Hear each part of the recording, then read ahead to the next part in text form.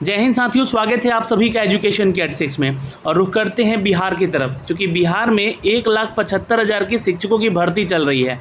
तो जाहिर सी बात है कि ये बम्पर बहाली की प्रक्रिया चल रही है, तो छात्र यहाँ पे परेशान होंगे, शिक्षक परेशान होंगे, हर एक विभाग परेशान होगा। क्योंकि इतनी बड़ी बहाली की प्रक्रिया करवाने में शायद यहाँ पर राज्य सरकार को अलग विभागों से सहायता भी लेना पड़ सकता है, जो कि यहाँ पे हो रहा था।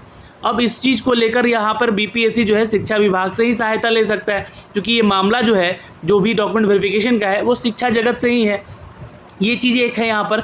दूसरा, यहाँ पर छात्रों को भी कुछ नसीहत देते हुए आज ट्वीट के माध्यम से अपडेट कर रहे हैं अतुल प्रसाद जी यहाँ पर। तो क्या अपडेट आया है, इसके बारे में समझने का प्रयास करते हैं। दोस्तों, यहाँ पर देखिएगा, एक न्यूज़ जो वायरल हो रहा था आप लोग का, कि सत्यापन कार्य से शिक्षक और शिक्षक कर्मी को मुक्त रखेंगे। यहाँ पर जो मुख्य सचिव हैं शिक्षा विभाग के, सभी डीएम को ये निर्देश देकर लेटर भी इन्होंने भेजा था कि जो भी हमारे शिक्षक हैं या शिक्षक कर्मी हैं, उनको जो है अपने स्कूलों में समय देना चाहिए। उनको जो है बाहरी कोई कार्य से उनको मुक्त रहना पड़ेगा।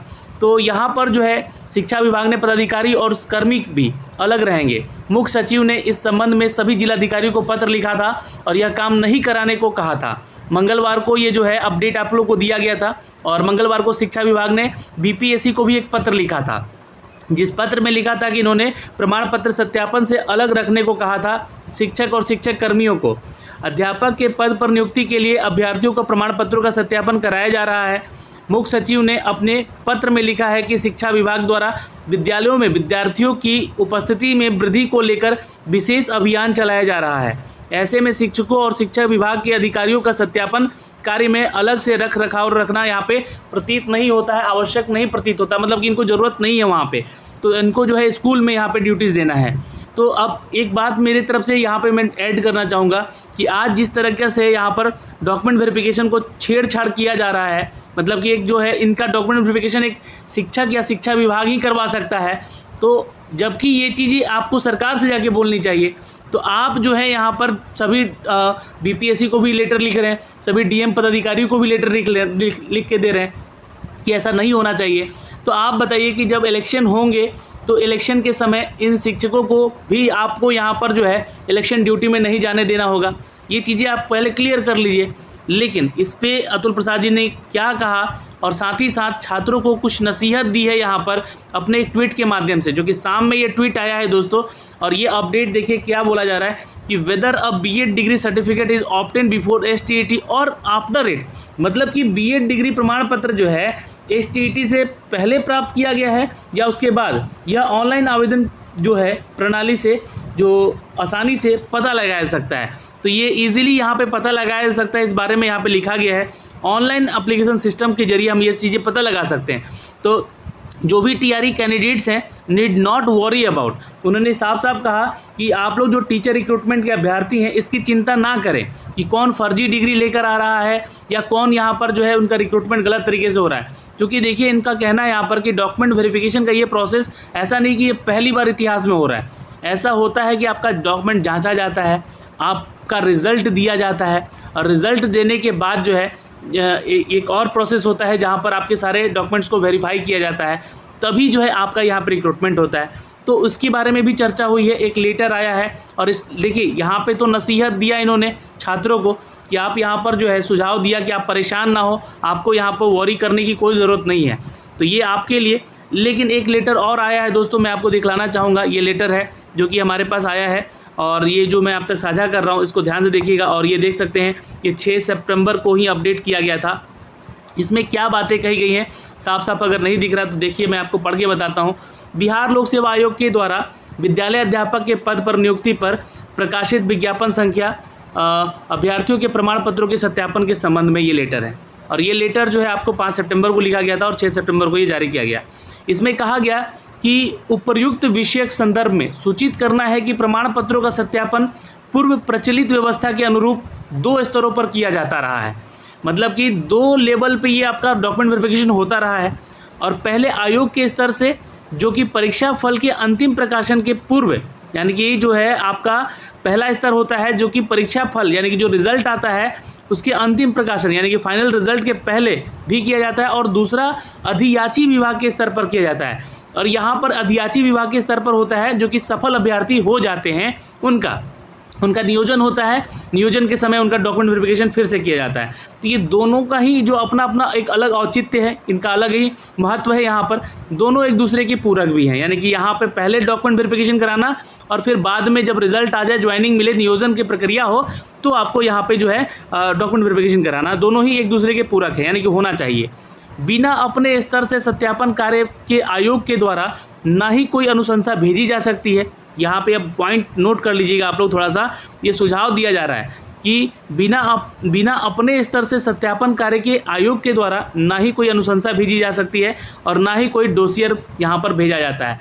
अब यहाँ पर बात हो रही है कि आयोग के इस सत्यापन कार्य में राज्य सरकार हमेशा सहयोग करती रही है। तो बिल्कुल जाहिर सी बात है, ये सरकारी नौकरी है तो राज्य सरकार ही तो यहाँ सहयोग करेगी ना। और इसके लिए किस विभाग के किस पदाधिकारी या कर्मी को प्रतिनियुक्त किया जाए, यह राज्य सरकार का विषय है। तो आप जो लेटर बीपीएससी को भेजे हैं, जहाँ पे मैंने आपको न्यूज़ में दिखाया कि शिक्षा विभाग ने बीपीएससी को भी लेटर भेजा है, तो उसी के संदर्भ में यहाँ पे ये जो है लेटर आया हुआ है कि राज्य सरकार का विषय है, हमारा विषय नहीं है। इस संबंध में कोई आपत्ति या अनुरोध राज्य सरकार से किया जाना चाहिए, ना कि किसी आयोग को करना चाहिए। यह स्पष्ट रहे कि सत्यापन यानी कि डॉक्यूमेंट वेरिफिकेशन का यह कार्य आयोग के आंतरिक प्रक्रिया का मामला है और यह आयोग शिक्षा विभाग या राज्य सरकार के नियंत्रणाधीन नहीं है। तो यहाँ पे एक बात इन्होंने कह दिया है कि ये जो कार्य हो रहा है आयोग की आंतरिक प्रक्रिया है और इसमें जितने भी लोग पार्टिसिपेट किए हुए हैं, जितने भी लोग डॉक्यूमेंट वेरिफिकेशन करा रहे हैं, और ऐसा नहीं कि हर जगह शिक्षकों को यहाँ पे लिया गया है। उनका ये भी कहना है कि हर जगह शिक्षक थोड़ी ना बैठ के डॉक्यूमेंट वेरिफिकेशन करा है, कहीं कहीं ऐसी व्यवस्थाएं नहीं है जहाँ पर उन्होंने शिक्षा विभाग से मदद ली है। तो जिसके लिए यहाँ पे इन्होंने लेटर दिया। और यह स्पष्ट ना हो तो आप संविधान पढ़िए, मतलब संविधान के सुसंगत अनुच्छेदों का अध्ययन कर लिया जाए। यहाँ पर इन्होंने ये भी सुझाव दे दिया है कि आपको संविधान पढ़ना चाहिए। यह भी स्पष्ट रहे कि आयोग की आंतरिक प्रक्रिया के औचित्य पर प्रश्न चिन्ह लगाना या फिर इसमें किसी प्रकार का हस्तक्षेप करना और इस प्रकार आयोग पर दबाव डालने का प्रयास करना एक असंवैधानिक, अनुचित और अस्वीकार्य है।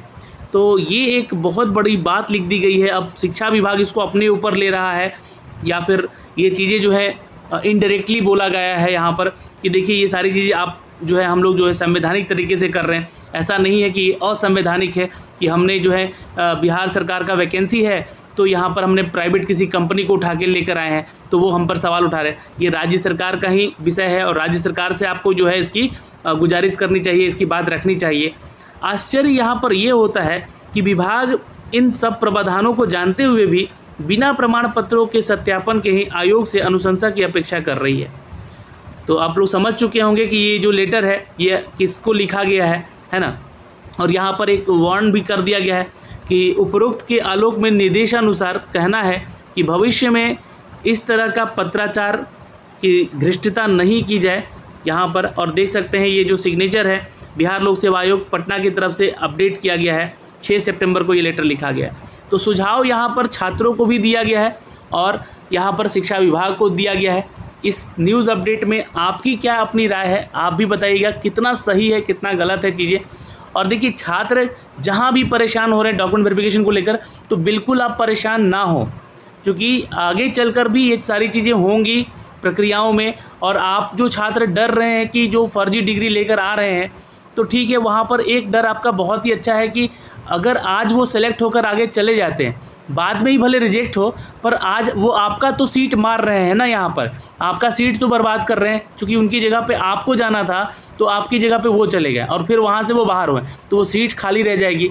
और बहुत सारे ऐसे छात्र हैं जिनका कि एज लिमिटेशन जो है इस प्रक्रिया में, इस बहाली की प्रक्रिया में ख़त्म हो जाएगा और वो फिर आगे की बहाली की प्रक्रियाओं में पार्टिसिपेट भी नहीं कर पाएंगे। तो बहुत सारे लोगों के फर्जी डिग्री को लेकर जो बातें कही जा रही हैं उन पे अतुल प्रसाद जी ने ये अपडेट दिया है छात्रों को कि आप लोग चिंता का विषय ना इसको बनाएं। हम लोग यहाँ पर सारी चीज़ें जो है सोच समझ के जांच हो रही है और आगे भी ये जांच होती रहेगी। ठीक है, तो ये सारी जानकारी हमने आपको दी है दोस्तों इस वीडियो के माध्यम से। विश्वास रखिए यहाँ पर थोड़ा सा, और जो भी अपडेट आता रहेगा हम आप तक साझा करते रहेंगे अपने चैनल के माध्यम से। अभी के लिए इस वीडियो में इतना ही, फिर मिलेंगे अगली वीडियो में। जय हिंद।